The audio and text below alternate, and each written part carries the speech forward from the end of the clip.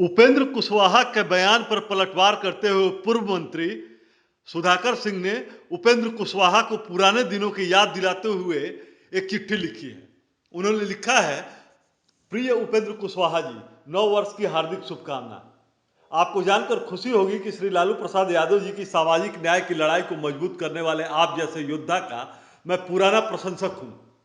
विशेष रूप से इस वजह से भी कि कई वर्ष पहले आपने नीतीश कुमार के बारे में जो भी भविष्यवाणी की थी वह आज साबित हो रही है। उन्होंने लिखा है कि मुझे ठीक ठीक याद है कि आपने 9 दिसंबर वर्ष 2011 को नीतीश कुमार को तानाशाह और अलोकतांत्रिक बताते हुए जनता दल यूनाइटेड से इस्तीफा दे दिया था। सुधाकर सिंह ने लिखा है कि उस समय मुझे आपके इस वक्तव्य पर आश्चर्य हुआ था, मगर आज आपकी दूरदर्शिता पर गर्व महसूस होता है। वर्ष 2018-19 में आपने नीतीश कुमार के कार्यकाल को बिहार का सबसे खराब दौर कहा था, जिस दौरान बिहार की शिक्षा व्यवस्था पूरी तरह से शर्मजा चुकी थी। उस दौरान आपकी नज़र में नीतीश कुमार सरकार चलने के लायक नहीं थी। इन सटीक विश्लेषणों के लिए मेरा साधुवाद स्वीकार कीजिए। पूर्व कृषि मंत्री सुधाकर सिंह ने आगे लिखा है कि 4 वर्ष पहले आपके द्वारा आयोजित की गई नीतीश हटाओ भविष्य बचाओ पदयात्रा आज भी हमारे जैसे साधारण कार्यकर्ताओं के लिए प्रेरणा स्रोत है और हमें पूरी उम्मीद है कि नीतीश कुमार को हटाने के लिए जो नींव आपने 4 वर्ष पहले रखी थी वह जल्द पूरी होगी।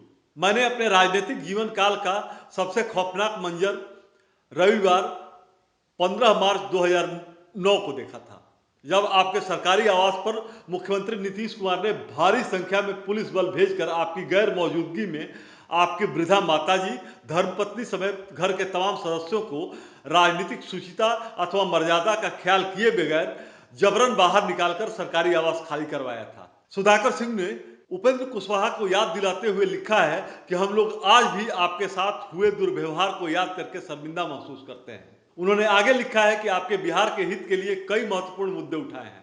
कृषि मंडी कानून आपकी पार्टी रालोसपा के घोषणा पत्र का प्रमुख हिस्सा था, जिसकी लड़ाई आज भी मैं लड़ रहा हूं।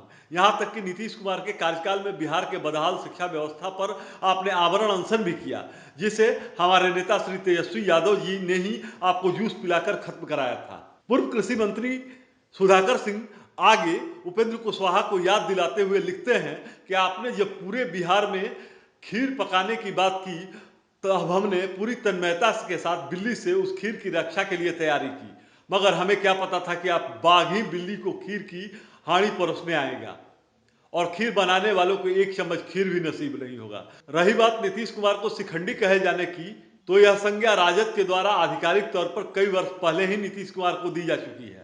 उसे सहर्ष स्वीकार करने के बाद नीतीश कुमार राष्ट्रीय जनता दल से अपनी सरकार बचाने के लिए सहयोग की गुजारिश करने आए थे। सुधाकर सिंह ने उपेंद्र कुशवाहा को लिखा है कि आपकी सुविधा के लिए पूर्व में आपके द्वारा दिए गए वक्तव्यों और अनुभवों से संबंधित खबरों की कुछ तस्वीरें आपसे साझा कर रहा हूं। जो हो सके तो इसको फ्रेम करवा कर घर में लगवा लीजिएगा, ताकि भविष्य में आपको भी अपनी जिम्मेवारी का एहसास होता रहे और पूर्व की तरह आज भी आप हमें मार्गदर्शित करते रहें। आपका पुराना प्रशंसक सुधाकर सिंह, विधायक राजद। मैं श्री उपेंद्र कुशवाहा जी को 9 वर्ष की शुभकामना देता हूं। मैं उनके उज्जवल राजनीतिक भविष्य की कामना करता हूं।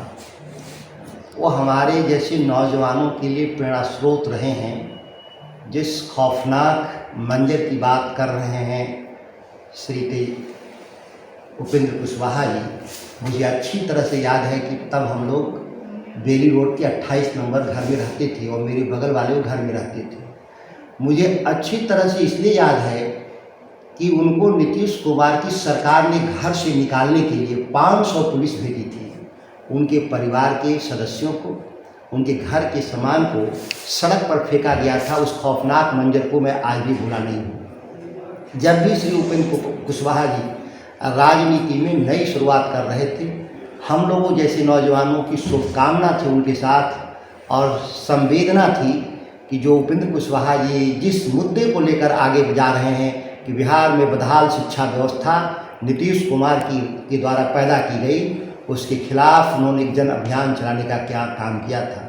याद है कि 2018-19 में 4 साल पहले शिक्षा बचाओ आंदोलन और बिहार में कृषि मंडी कानून लागू करने के नाम पर उनका आमरण अनशन था।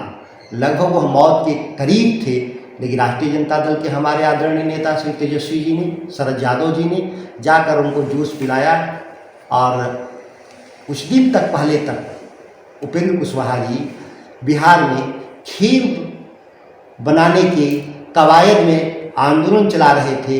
हम लोग को क्या पता था कि एक बाघ खीर पका करके एक बिल्ली के पास जाकर पूरा दे आएगा, अपने लिए एक चम्मच उनको खीर नसीब नहीं हुआ। तो उपेंद्र जी को शुभकामना है कि वह अच्छी तरक्की करे राजनीति में, और हम उनके उज्जवल भविष्य की कामना भी करते हैं। अच्छा, जिस तरह से लगातार आप नीतीश जी के ऊपर हमलावर हैं, किसानों के मुद्दों को लेकर के लगातार आगे करते आ रहे हैं, उससे क्या लगता है?